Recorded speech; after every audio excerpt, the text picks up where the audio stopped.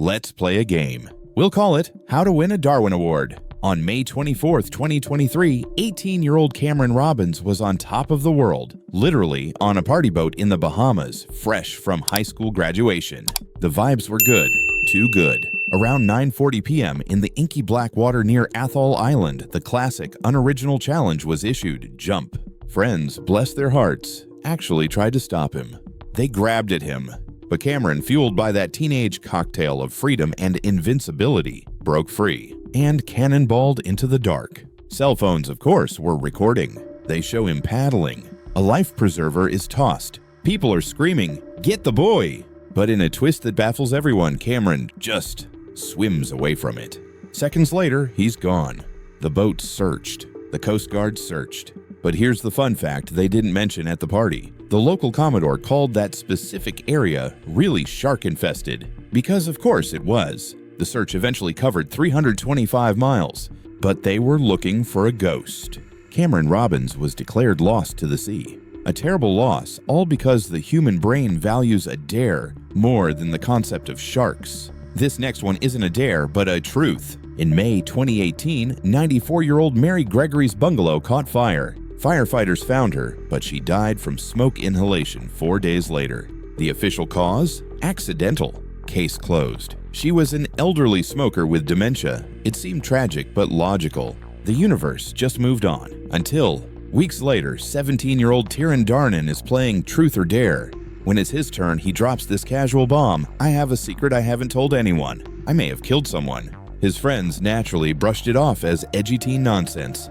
But the human ego is a funny thing. It wants to be known. A year later, in counseling, Darnon starts bragging. He mentions a friend who could send me to prison. He admits he felt powerful at Mrs. Gregory's funeral, knowing he was the only one who knew the truth. His counselor, probably needing a stiff drink, finally just said it.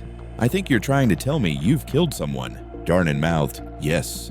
The case was reopened, and oh boy. Police found floor plans of the victim's house, labeled good hiding place and quick exit. This wasn't an accident, it was a plan. He'd set the curtains on fire, unplugged her phone, disabled the alarm, and blocked her escape route. His search history? Under 18 murder. And how long do murderers serve in prison? Spoiler, a long time. He was convicted and sentenced to life. All because he couldn't resist the ultimate truth. Welcome to the digital age where peer pressure is now in your pocket 24/7. In 2024, a group chat among friends in South Carolina got spicy. The topic, jumping off a bridge into Lake Hartwell. Two teens, 15 and 16, found themselves at the center of the digital coliseum. The messages piled up, "Do it, do it." So, they did. They went to the bridge, climbed the railing, and spurred on by a dozen tiny thumbs-up icons, they jumped. They plunged into the lake. And nothing. The friends on the shore waited. The seconds stretched into minutes. They never resurfaced. Emergency divers were called in, and eventually both bodies were pulled from the water. Suddenly the group chat went very, very quiet. The community was wrecked. Vigils were held. The bridge became a makeshift memorial. Authorities examined the chat logs, finding a digital trail of encouragement that led to 2 funerals. The friends who had typed "jump" were left traumatized, realizing that words on a screen can have very real, very wet, very final consequences. Sometimes the dare isn't about being brave. It's about a complete failure to understand physics. In March 2017, 8-year-old Kihari Pope was at a sleepover. The game was Truth or Dare. It started, as it always does, with silly secrets and harmless challenges. Then, the game escalated. Someone dared Kihari to drink boiling water through a straw. The other kids thought this was hilarious. Kihari, not wanting to back down, accepted. She put the straw to her lips and drank the scalding liquid. The result was instant and horrific. The water scorched her mouth, her throat, and her lungs. She was rushed to the hospital with catastrophic internal burns. This wasn't a game, it was a nightmare. For 4 agonizing months, she endured surgeries, struggling to breathe as her body failed. She died 4 months later. The nation was horrified. How could a sleepover game go so wrong? The children who dared her were traumatized, learning the world's hardest lesson. Funny ideas sometimes aren't funny at all. They're just fatal. In 2010, 19-year-old Sam Ballard was at a party with his rugby mates in Sydney. They were drinking, laughing, peak lad energy. Then someone spots a common garden slug. And the fatal words are spoken. I dare you to eat it. It's a slug. It's gross, but it seems harmless, right? It's just slime. Sam, being a 19-year-old rugby player, doesn't back down. He picks it up and swallows it. Cheers all around. The party moves on. But the slug didn't. Days later, Sam felt intense pain in his legs. Soon, he couldn't walk. At the hospital, doctors found the horrifying answer. The slug was a Trojan horse. It carried a parasite called rat lungworm. That parasite invaded his brain, causing a massive infection. Sam fell into a coma. For 420 days, when he finally woke up, the Sam his friends knew was gone. He was paralyzed from the neck down, a quadriplegic. His life and his family's was shattered by a single slimy dare. For 8 years, his mother provided 24/7 care. He died in 2018 at age 28, a slow, tragic end that all started because it seemed like harmless fun. Alcohol and explosives, a combination that has literally never in all of human history ended well. During Diwali celebrations in India 2024, a group of friends was celebrating hard. They were drinking, and the atmosphere was, let's say, reckless. Someone had a big box of fireworks, and someone had an idea. They dared a 32-year-old man to sit on the box while they lit the fuse. Fueled by booze and peer pressure, the man agreed.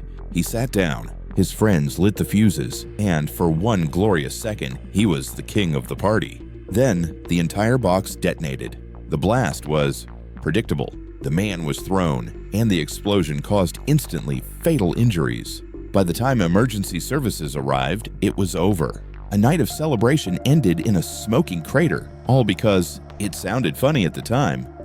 TikTok, the greatest content engine ever built for generating terrible, terrible ideas. In June 2025, 17-year-old David Nagi and his friends saw a cool video, table surfing. It's exactly what it sounds like, riding a table that's being pulled by a car. It looked awesome, so they decided to recreate it. They got a table, tied it to a car, and David volunteered to ride.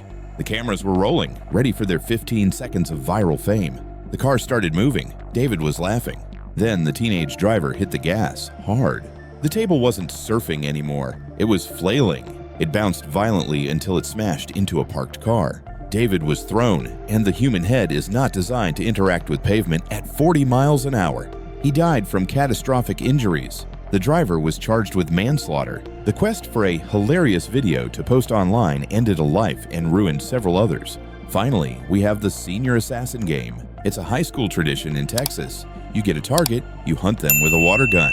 It's supposed to be harmless, but harmless has a way of escalating. In May 2025, 17-year-old Isaac Leal and his friends were in a Jeep, hot on the trail of their target. The adrenaline was pumping. They were yelling, laughing, caught up in the game. To get a better angle, Isaac decided to climb onto the outside of the moving Jeep.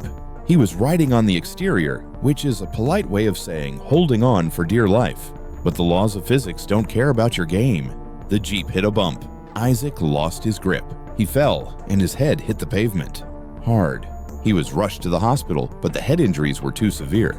He died weeks later. An investigation confirmed the death happened during the game, sparking a debate about whether harmless fun is ever truly harmless when the teenage brain is in charge. So, what did we learn? That for 5 seconds of applause or a like on a video, some people are willing to risk, well, everything.